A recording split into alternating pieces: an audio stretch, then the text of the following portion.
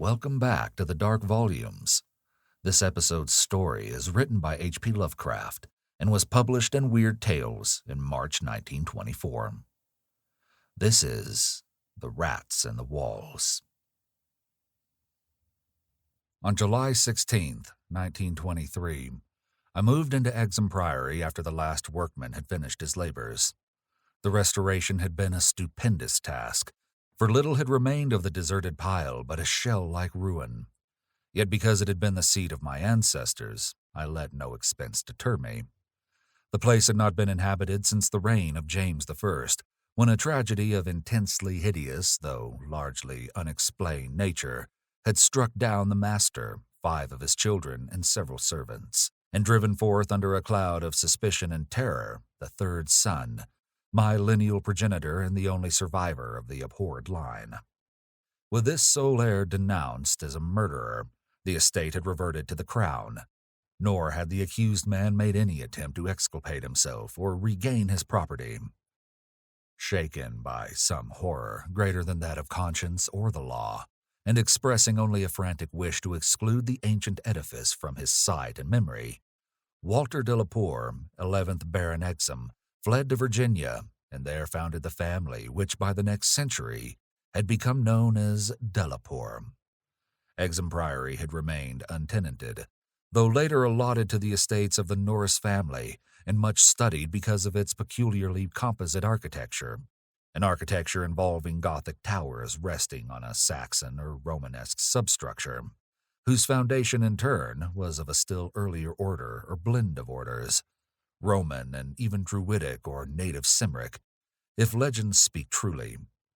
This foundation was a very singular thing, being merged on one side with the solid limestone of the precipice, from whose brink the priory overlooked a desolate valley 3 miles west of the village of Anchester.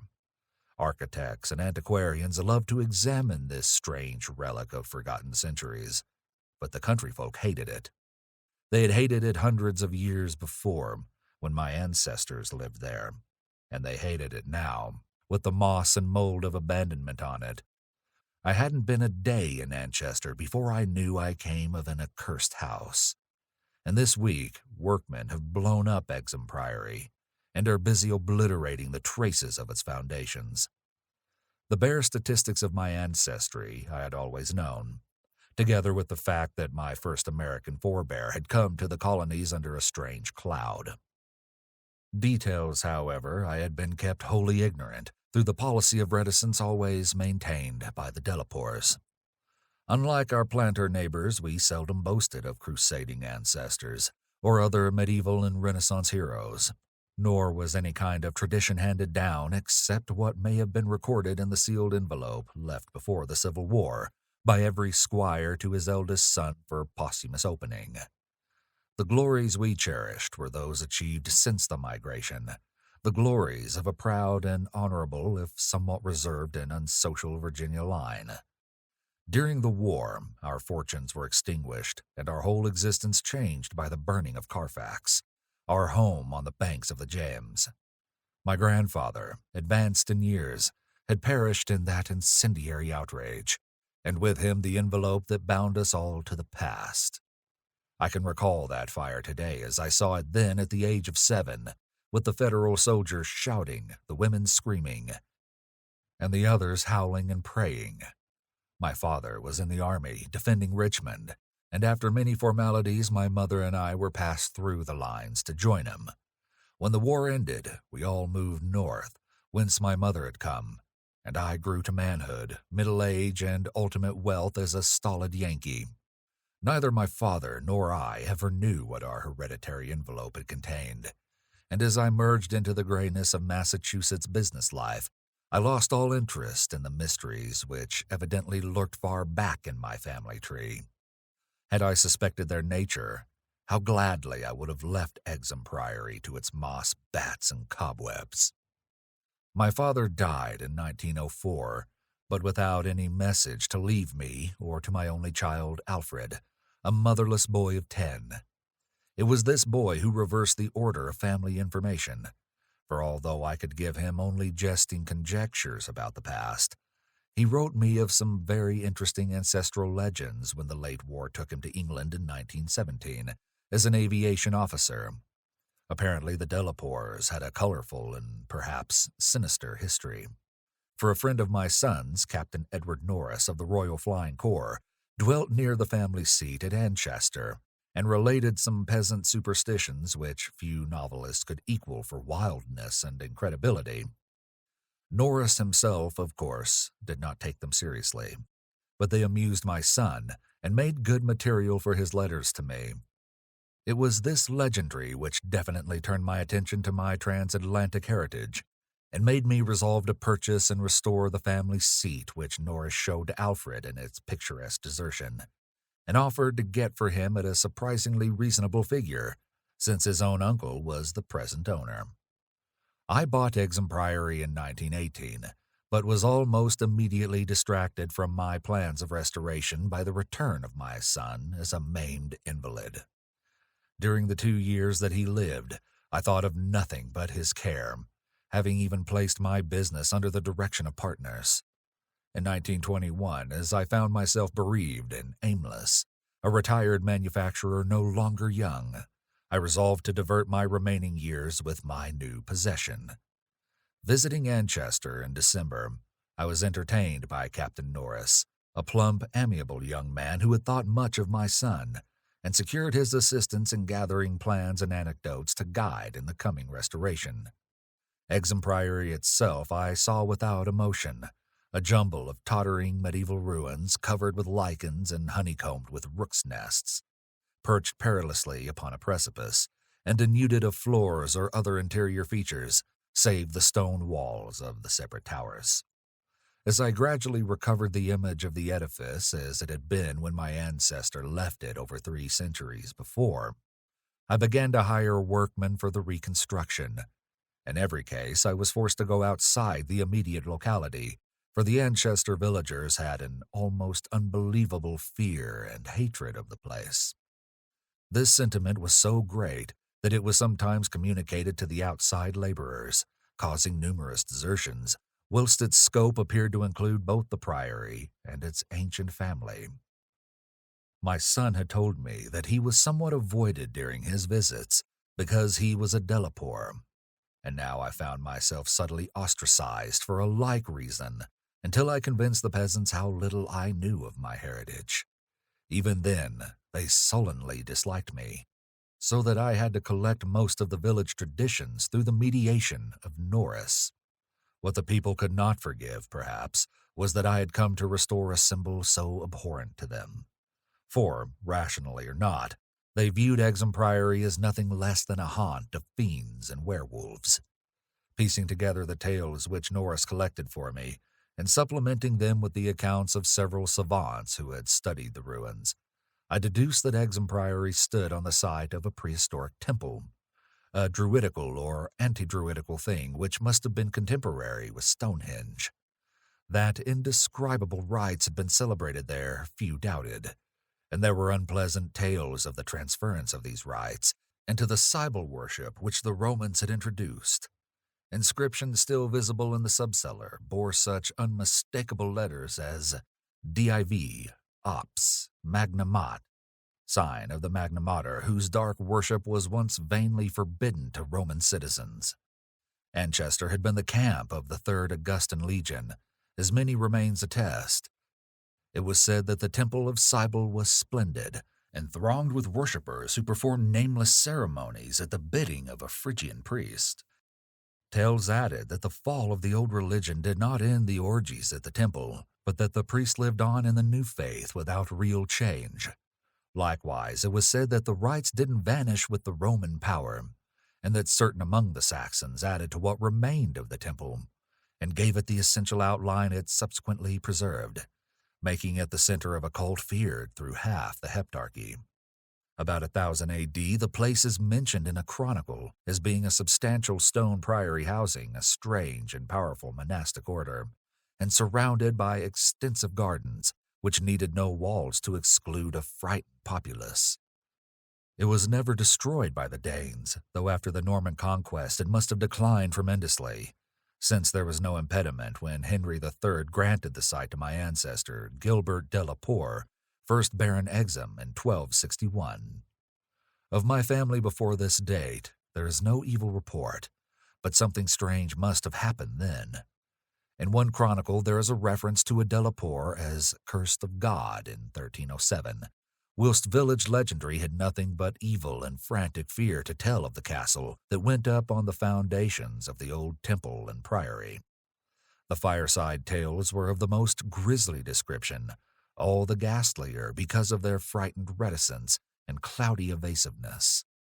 They represented my ancestors as a race of hereditary demons, beside whom Gilderetz and the Marquis de Sade would seem the veriest tyros, and hinted whisperingly at their responsibility for the occasional disappearance of villagers through several generations. The worst characters, apparently, were the barons and their direct heirs. At least most was whispered about these. If of healthier inclinations, it was said, an heir would early and mysteriously die to make way for another, more typical scion.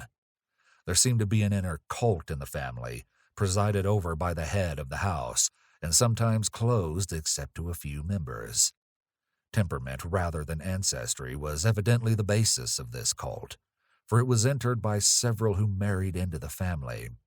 Lady Margaret Trevor from Cornwall, wife of Godfrey, the second son of the 5th Baron, became a favorite bane of children all over the countryside, and the demon heroine of a particularly horrible old ballad, not yet extinct, near the Welsh border.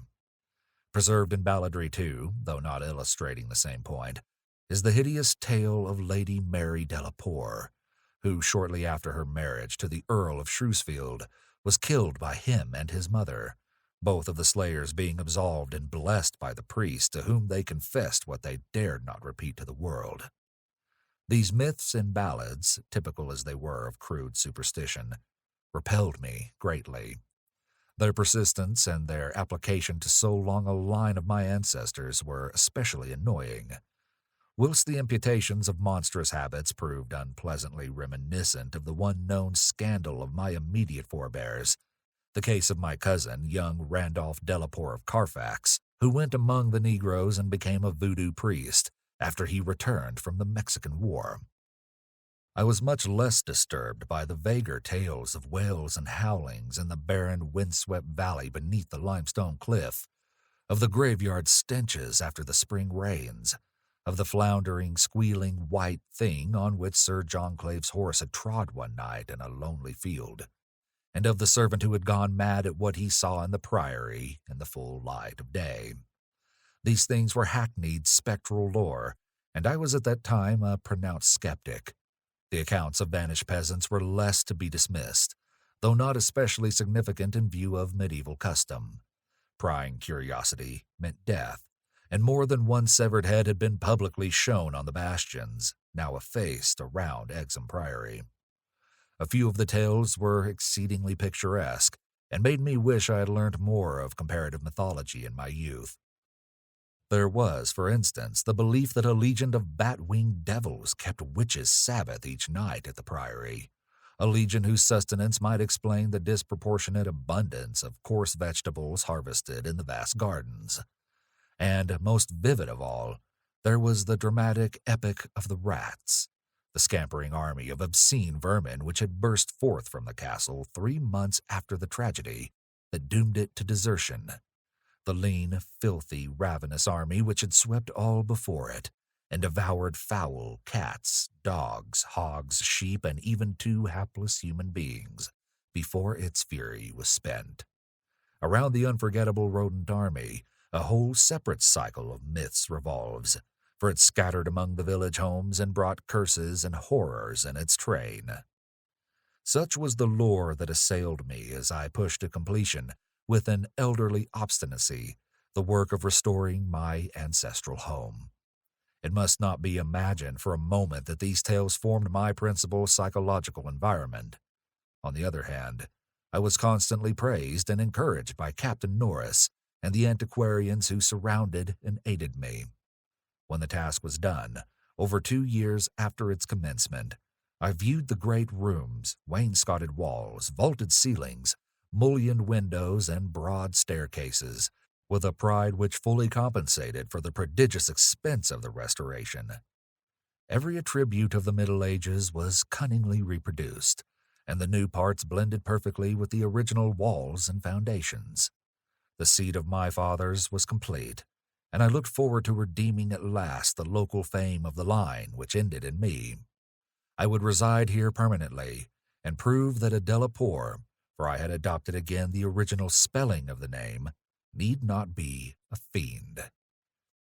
My comfort was perhaps augmented by the fact that, although Exham Priory was medievally fitted, its interior was in truth wholly new and free from old vermin and old ghosts alike. As I've said, I moved in on July 16th, 1923. My household consisted of 7 servants and 9 cats, of which latter species I am particularly fond. My eldest cat, Black Tom, was 7 years old and had come with me from my home in Bolton, Massachusetts. The others I'd accumulated whilst living with Captain Norris's family during the restoration of the priory.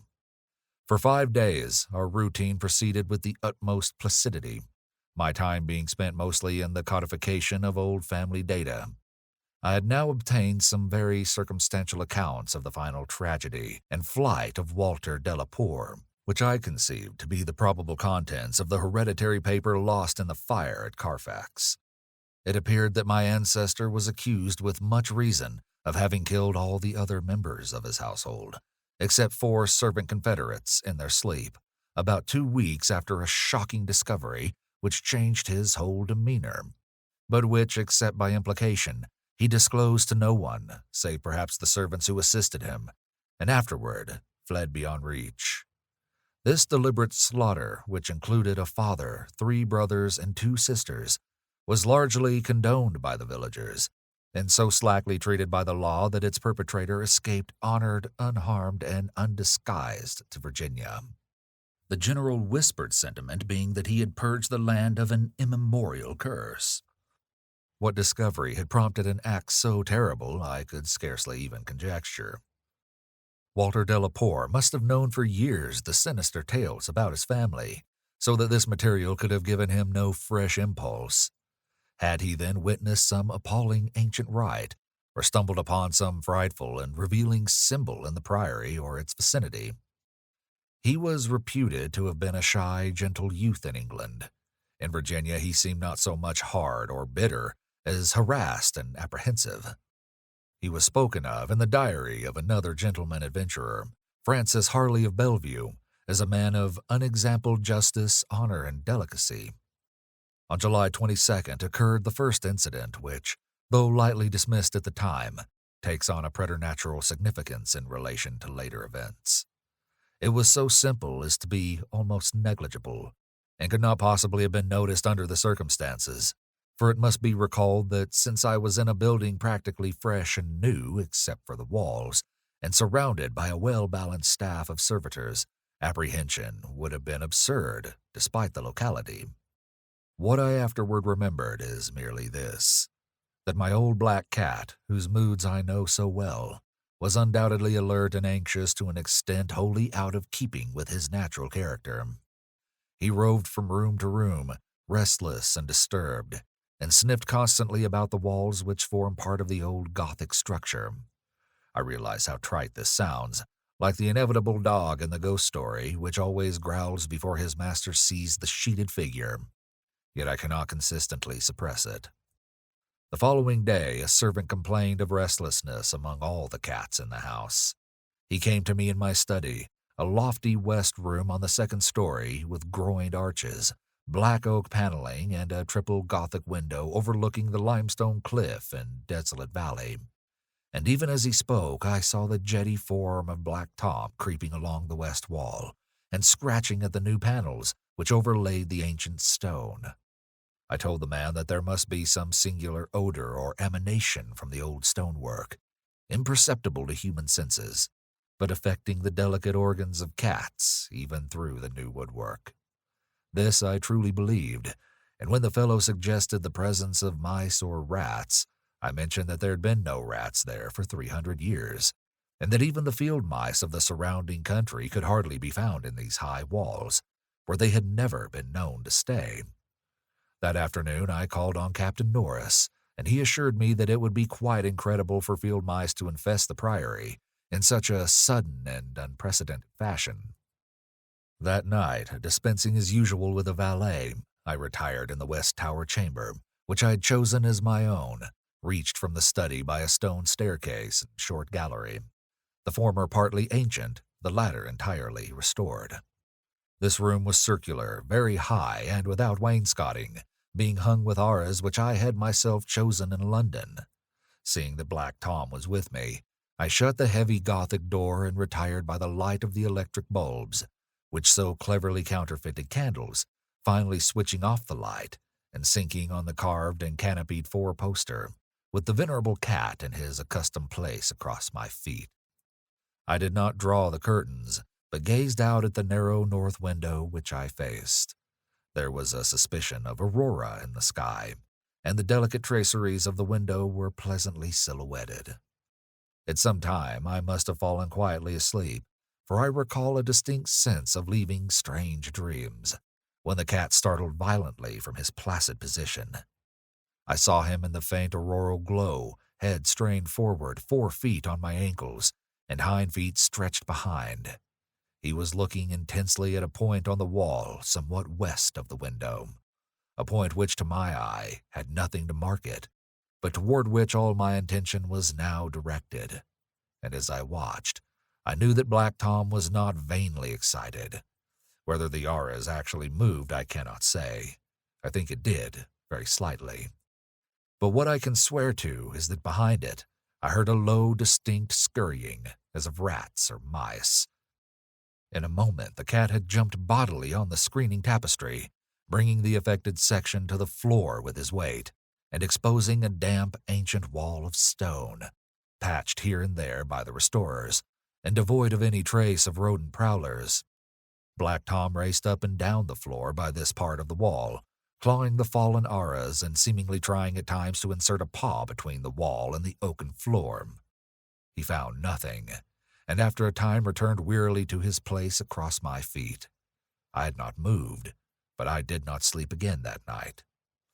In the morning I questioned all the servants and found that none of them had noticed anything unusual, save that the cook remembered the actions of a cat which had rested on her window-sill. This cat had howled at some unknown hour of the night, awaking the cook in time for her to see him dart purposefully out of the open door down the stairs. I drowsed away the noontime, and in the afternoon called again on Captain Norris, who became exceedingly interested in what I told him. The odd incidents, so slight yet so curious, appealed to his sense of the picturesque, and elicited from him a number of reminiscences of local ghostly lore. We were genuinely perplexed at the presence of rats, and Norris lent me some traps in Paris Green, which I had the servants place in strategic localities when I returned. I retired early, being very sleepy, but was harassed by dreams of the most horrible sort. I seemed to be looking down from an immense height upon a twilit grotto, knee-deep with filth, where a white-bearded demon swineherd drove about with his staff a flock of fungus, flabby beasts, whose appearance filled me with an unutterable loathing. Then, as the swineherd paused and nodded over his task, a mighty swarm of rats rained down on the stinking abyss, and fell to devouring beasts and man alike. From this terrific vision I was abruptly awakened by the moans of Black Tom, who had been sleeping as usual across my feet. This time I did not have to question the source of his snarls and hisses, and of the fear which made him sink his claws into my ankle, unconscious of their effect, for on every side of the chamber the walls were alive with nauseous sound, the verminous slithering of ravenous, gigantic rats. But there was now no aurora to show the state of the arras, the fallen section of which had been replaced, but I was not too frightened to switch on the light. As the bulbs leapt into radiance, I saw a hideous shaking all over the tapestry, causing the somewhat peculiar designs to execute a singular dance of death. This motion disappeared almost at once, and the sound with it. Springing out of bed, I poked at the arras with the long handle of a warming pan that rested near, and lifted one section to see what lay beneath. There was nothing but the patched stone wall, and even the cat had lost his tense realization of abnormal presences. When I examined the circular trap that had been placed in the room, I found all the openings sprung, though no trace remained of what had been caught and had escaped. Further sleep was out of the question, so lighting a candle, I opened the door and went out in the gallery toward the stairs to my study, Black Tom following at my heels. Before we had reached the stone steps, however, the cat darted ahead of me and vanished down the ancient flight. As I descended the stairs myself, I became suddenly aware of sounds in the great room below. Sounds of a nature which could not be mistaken. The oak-paneled walls were alive with rats, scampering and milling, whilst Black Tom was racing about with the fury of a baffled hunter. Reaching the bottom, I switched on the light, which did not this time cause the noise to subside. The rats continued their riot, stampeding with such force and distinctness that I could finally assign to their motions a definite direction. These creatures, in numbers apparently inexhaustible, were engaged in one stupendous migration from inconceivable heights to some depth conceivably or inconceivably below. I now heard steps in the corridor, and in another moment 2 servants pushed open the massive door. They were searching the house for some unknown source of disturbance which had thrown all the cats into a snarling panic and caused them to plunge precipitately down several flights of stairs and squat, yowling, before the closed door to the subcellar. I asked them if they had heard the rats, but they replied in the negative, and when I turned to call their attention to the sounds in the panels, I realized that the noise had ceased. With the 2 men, I went down to the door of the subcellar, but found the cats already dispersed. Later, I resolved to explore the crypt below, but for the present, I merely made a round of the traps. All were sprung, yet all were tenantless. Satisfying myself that no one had heard the rats save the felines and me, I sat in my study till morning, thinking profoundly and recalling every scrap of legend I had unearthed concerning the building I inhabited. I slept some in the forenoon, leaning back in the one comfortable library chair which my medieval plan of furnishing could not banish. Later, I telephoned to Captain Norris, who came over and helped me explore the subcellar. Absolutely nothing untoward was found, although we could not repress a thrill at the knowledge that this vault was built by Roman hands. Every low arch and massive pillar was Roman, not the debased Romanesque of the bungling Saxons, but the severe and harmonious classicism of the age of the Caesars.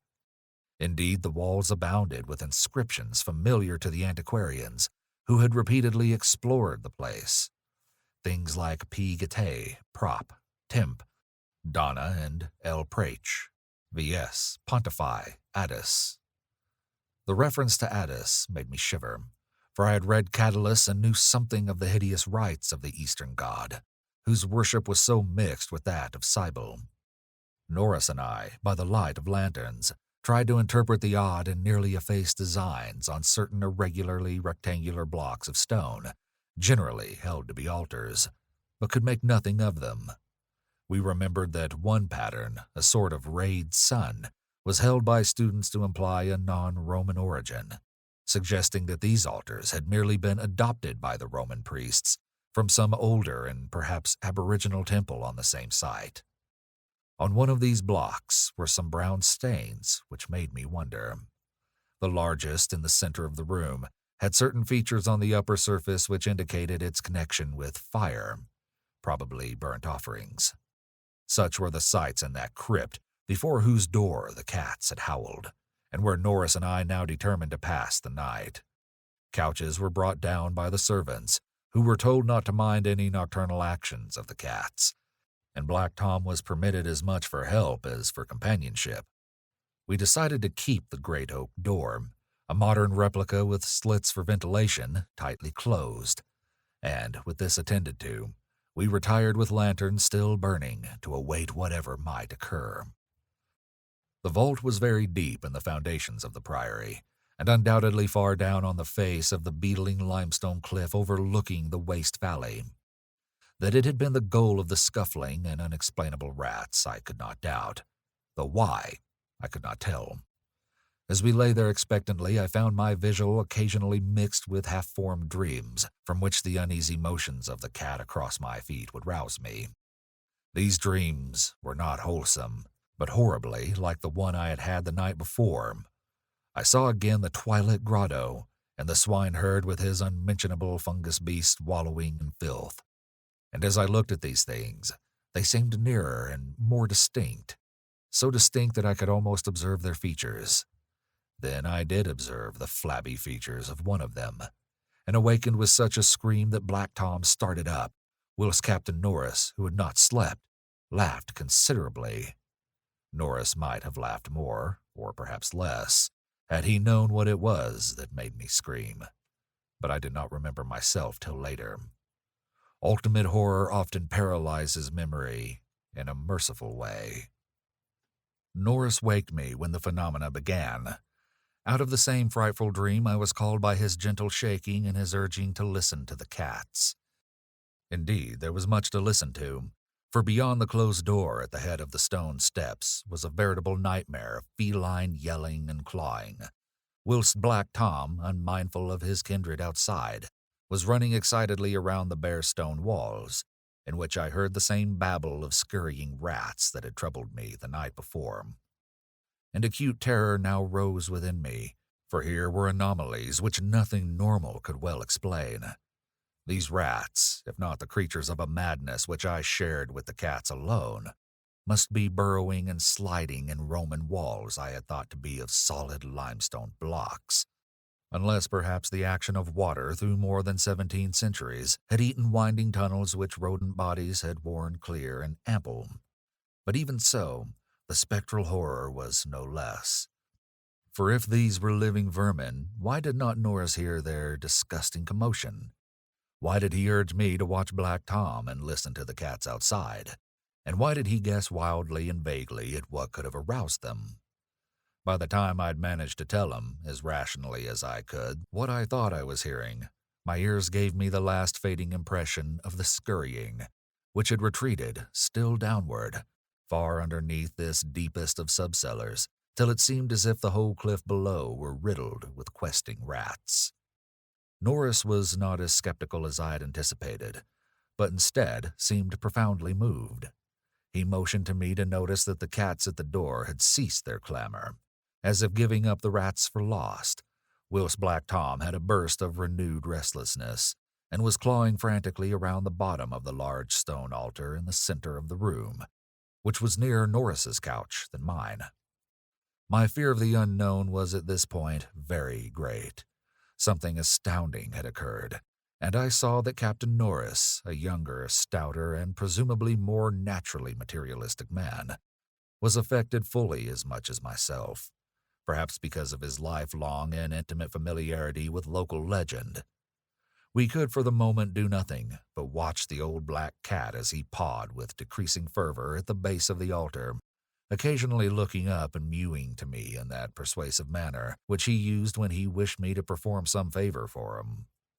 Norris now took a lantern close to the altar and examined the place where Black Tom was pawing, silently kneeling and scraping away the lichens of centuries which joined the massive pre-Roman block to the tessellated floor.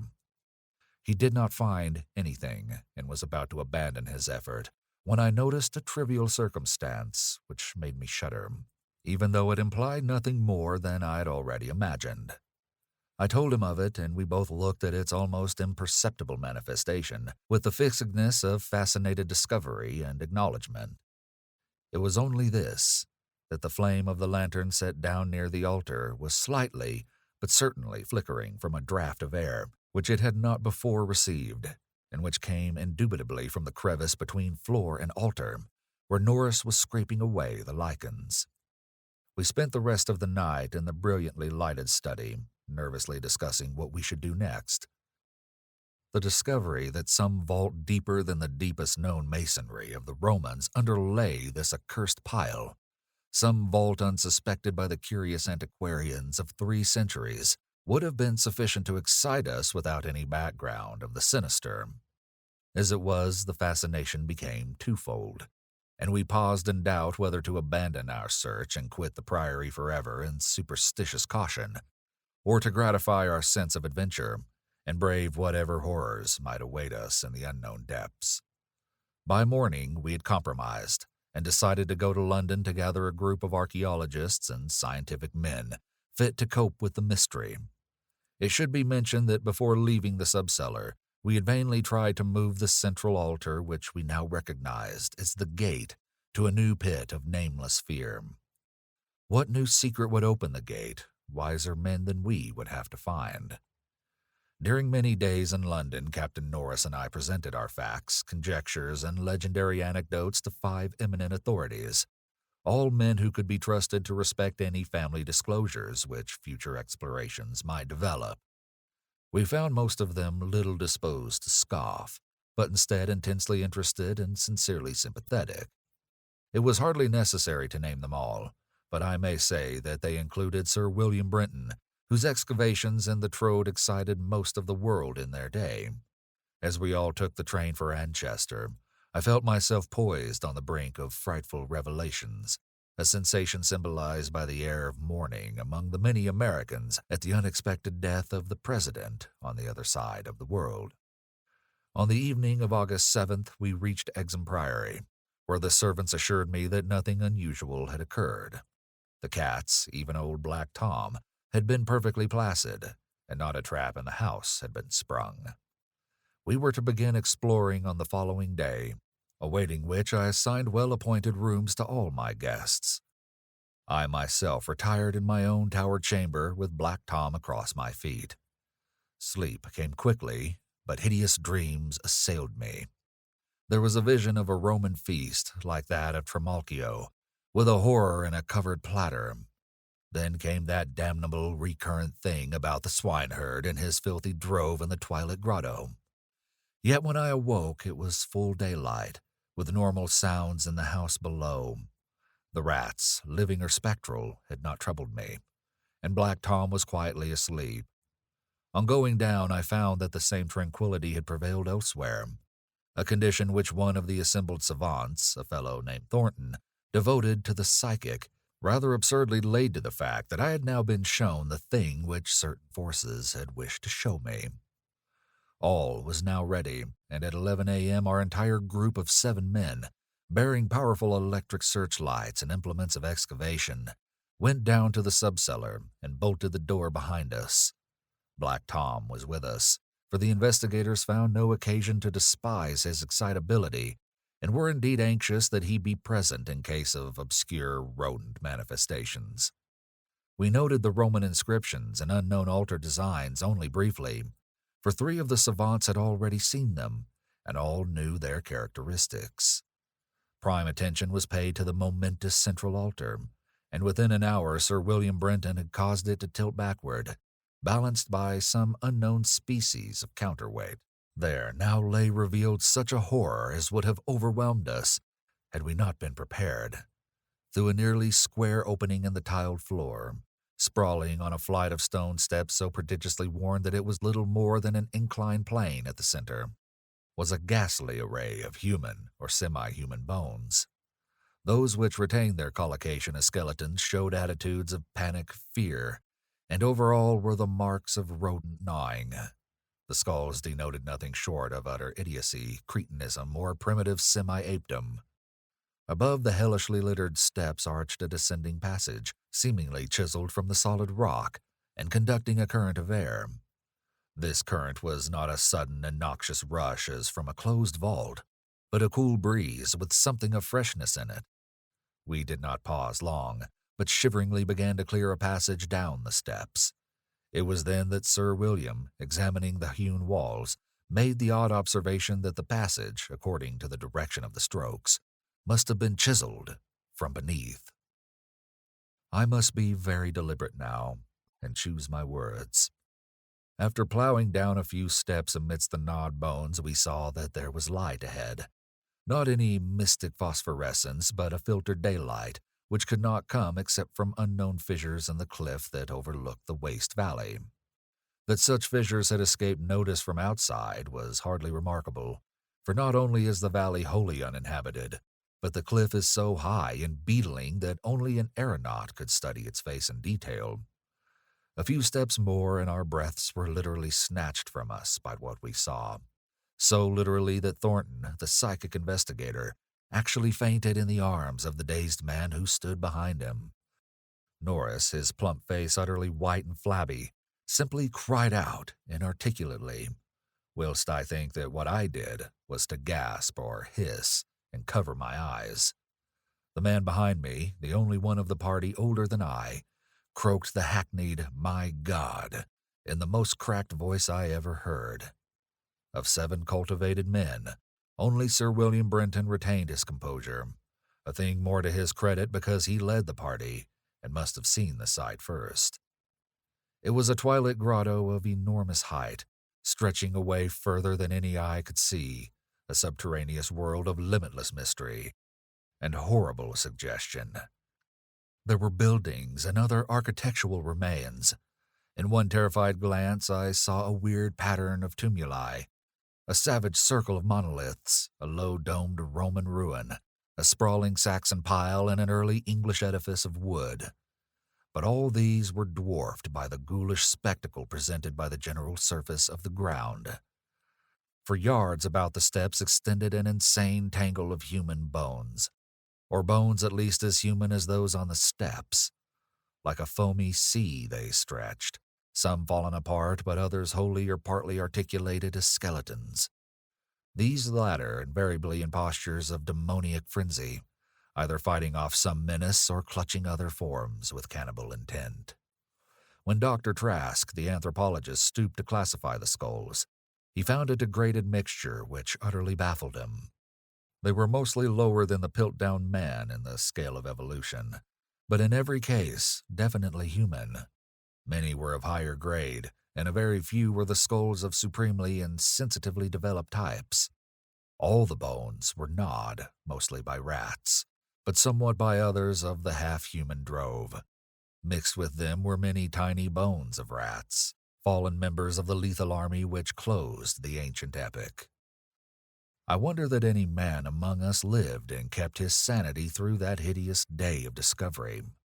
Not Hoffman or Heisman's could conceive a scene more wildly incredible, more frenetically repellent, or more gothically grotesque than the twilit grotto through which we 7 staggered, each stumbling on revelation after revelation, and trying to keep for the nonce from thinking of the events which must have taken place there 300 years, or 1,000, or 2,000, or 10,000 years ago.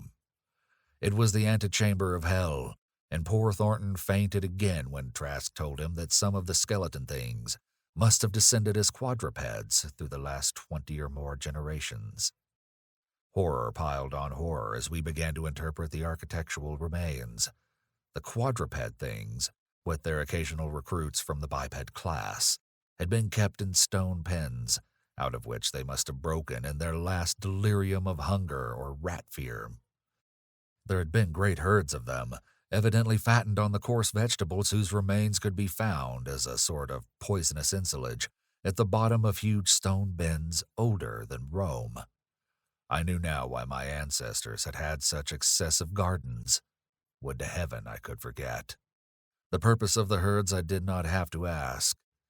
Sir William, standing with his searchlight in the Roman ruin, translated aloud the most shocking ritual I've ever known, and told of the diet of the antediluvian cult which the priests of Cybele found and mingled with their own. Norris, used as he was to the trenches, could not walk straight when he came out of the English building. It was a butcher shop and kitchen. He had expected that, but it was too much to see familiar English implements in such a place, and to read familiar English graffiti there, some as recent as 1610. I could not go in that building whose demon activities were stopped only by the dagger of my ancestor, Walter de la Poer. What I did venture to enter was the low Saxon building, whose oaken door had fallen, and there I found a terrible row of 10 stone cells with rusty bars. 3 had tenants, all skeletons of high grade, and on the bony forefinger of one I found a seal ring with my own coat of arms. Sir William found a vault with far older cells below the Roman chapel, but these cells were empty. Below them was a low crypt with cases of formerly arranged bones, some of them bearing terrible parallel inscriptions carved in Latin, Greek, and the tongue of Phrygia. Meanwhile, Dr. Trask had opened one of the prehistoric tumuli and brought to light skulls which were slightly more human than a gorilla's, and which bore indescribable ideographic carvings. Through all this horror, my cat stalked unperturbed. Once I saw him monstrously perched atop a mountain of bones and wondered at the secrets that might lie behind his yellow eyes. Having grasped to some slight degree the frightful revelations of this twilight area, an area so hideously foreshadowed by my recurrent dream, we turned to that apparently boundless depth of Midnight Cavern where no ray of light from the cliff could penetrate. We shall never know what sightless Stygian worlds yawn beyond the little distance we went, for it was decided that such secrets are not good for mankind. But there was plenty to engross us close at hand, for we had not gone far before the searchlight showed that accursed infinity of pits in which the rats had feasted, and whose sudden lack of replenishment had driven the ravenous rodent army first to turn on the living herds of starving things, and then to burst forth from the priory in that historic orgy of devastation which the peasants will never forget. God, those carrion black pits of sod-picked bones and open skulls, those nightmare chasms choked with pithecanthropoid, Celtic, Roman, and English bones of countless unhallowed centuries. Some of them were full, and none can say how deep they'd once been. Others were still bottomless to our searchlights, and peopled by unnameable fancies. What I thought of the hapless rats that stumbled into such traps amidst the blackness of their quests in this grisly Tartarus. Once my foot slipped near a horribly yawning brink, and I had a moment of ecstatic fear. I must have been musing a long time, for I could not see any of the party but the plump Captain Norris.